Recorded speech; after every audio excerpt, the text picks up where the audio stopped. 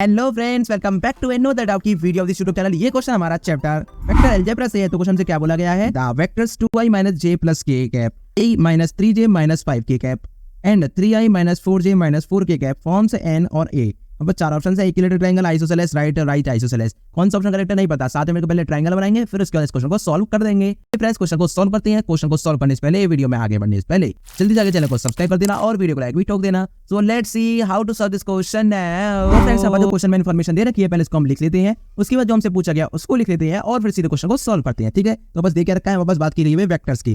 पहला जो बस वेक्टर है वो बस दे रखा है ए वेक्टर।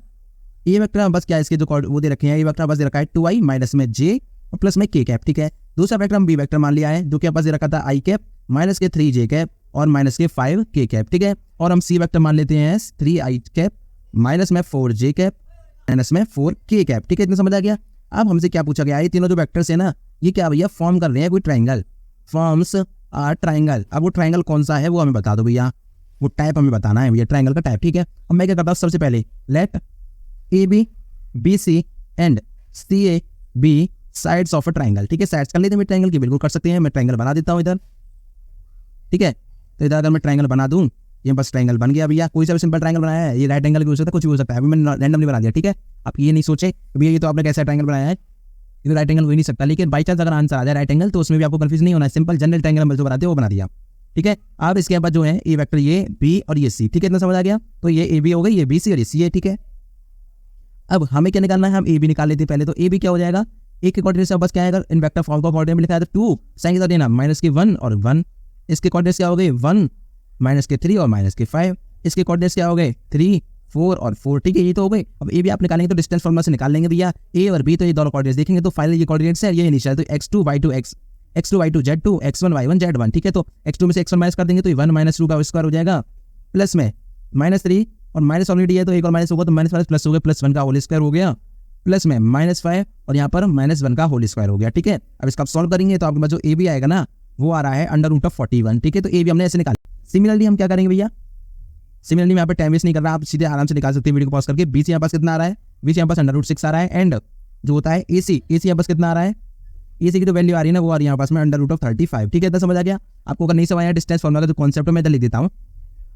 डिस्टेंस बिटवीन 2 पॉइंट्स, अगर 2 पॉइंट्स के बीच में डिस्टेंस है, जैसे ये बस ए और बी है, ए और बी, इनके कोऑर्डिनेट्स मैंने x1 और y1 मान लेते हैं और z1 मान लेते हैं। ठीक है, इसके मान लिए x2 y2 और z2, सब में कॉमा है, मैंने कॉमा लगाया नहीं है। ठीक है, तो अगर ये भी आपको निकालना है ना, तो ये क्या हो जाएगा √x2 - x1 का स्क्वायर, या फिर x1 - x2 करेंगे। एक सीक्वेंस रखना है, पहले x2 वाले रखना है तो मतलब सेकंड वाले रखेंगे तो पहले सेकंड वाले रखना है, या फिर पहले फर्स्ट वाले तो पहले फर्स्ट वाले। ठीक है, प्लस में क्या हो जाएगा y2 माइनस के y1 का स्क्वायर।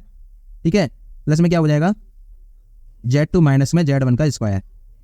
ये बस होता है भैया distance between 2 points, distance formula इसको हम कहते हैं। तो आपको नहीं पता तो आप इसको यहाँ से रेफर कर सकते हैं। ऐसा बस साइड्स आ चुकी है, तीनों साइड्स। अब हमें क्या देखना है भैया, अगर आप नोटिस करेंगे लॉन्गेस्ट साइड बस क्या √41, √6 और √35 से तो बढ़िया है, उसका √41 सबसे ज्यादा है। ठीक है, अब लॉन्गेस्ट साइड बस आ चुकी है कितनी भैया, longest side is equals to √41। अब आप एक चीज नोटिस तो कर सकेंगे भैया कि ए बी बी सी और ए सी तीनों ही डिफरेंट है। इसका मतलब तो ये राइट एंगल ट्राइंगल तो नहीं, ये इक्विलेटरल ट्राइंगल तो हो ही नहीं सकता, ना ये आइसोसेलेस हो सकता, क्योंकि आइसोसेलेस में कंडीशन थी कि भैया कि 2 साइड्स बराबर होंगी, यहाँ पे तो कोई साइड बराबर नहीं है, तो इसका मतलब ये राइट एंगल की कैटेगरी में आ सकता है। पॉसिबिलिटी चेक कर लेते हैं भैया। ये लॉन्गेस्ट साइड है तो मैं क्या करता हूँ, लॉन्गेस्ट साइड का जो स्क्वायर होगा उसको मैं इन दोनों के सम के स्क्वायर बराबर करूंगा, तभी पॉसिबिलिटी हो सकती है कुछ। तो देखते भी कुछ होता है तो राइट एंगल ट्राइंगल भैया, राइट एंगल ट्राइंगल करके हम बात करें, ये कंडीशन क्या होती है भैया, tan square is equals to B square plus में परपेंडिकुलर स्क्वायर। ये तो होता है पी, और ये तो मैं लिख देता हूँ यहाँ पे भाई, ज़्यादा कंफ्यूज हो जाए तो यहाँ पास क्या है हाइपोटेनस है, यहाँ पास यहाँ बेस है और ये परपेंडिकुलर। ठीक है, तो यहाँ पास कंडीशन हो गया राइट एंगल की, ये छोटी सी कंडीशन है, वैसे आपको पता होगी, फिर मैं लिख देता हूँ। तो यहाँ से हम अगर नोटिस करेंगे, कंपेयर कर लेते हैं, लॉन्गेस्ट साइड बस 41 है तो √41 का स्क्वायर हो जाएगा, इधर हो जाएगा पास में √6 का स्क्वायर, इधर हो जाएगा √35 का स्क्वायर। अगर आप नोटिस कर रहे होंगे तो आपको समझ आ क्या होगा भैया, मैं क्या बोलने की कोशिश कर रहा हूँ। 41 is equals to 41, that is यहाँ पास क्या हो गया, A B C is a right angled triangle. अब ये मैंने राइट एंगल तो है, लेकिन राइट आइसोसेलेस भी बोला था क्वेश्चन में, एक ऑप्शन था। तो राइट आइसोसेलेस का मतलब क्या है कि देखिए राइट एंगल तो ऐसे बनता है, लेकिन ये परपेंडिकुलर जो बेस है ना बराबर होती है, लेकिन आप नोटिस करेंगे ये परपेंडिकुलर बेस बराबर नहीं है, तो इसका मतलब राइट आइसोसेलेस तो हो ही नहीं सकता। तो एक ही पॉसिबिलिटी आई कि राइट एंगल ट्राइंगल, और यही हमारे इस क्वेश्चन का फाइनल आंसर हो गया। ठीक है फ्रेंड्स, तो इस तरह से आपको पूरा क्वेश्चन सॉल्व करना था। आई वो भी क्वेश्चन आपको क्लियर हो गया होगा। अगर आपको सोल्यूशन डाउनलोड करना है तो इसकी लिंक आपको डिस्क्रिप्शन में मिल जाएगी, वहां पर जाकर आप इसको डाउनलोड कर सकते हैं। Thank you so much for watching this video. मिलता है अगली वीडियो में क्वेश्चन के साथ। Till then bye bye, Tata.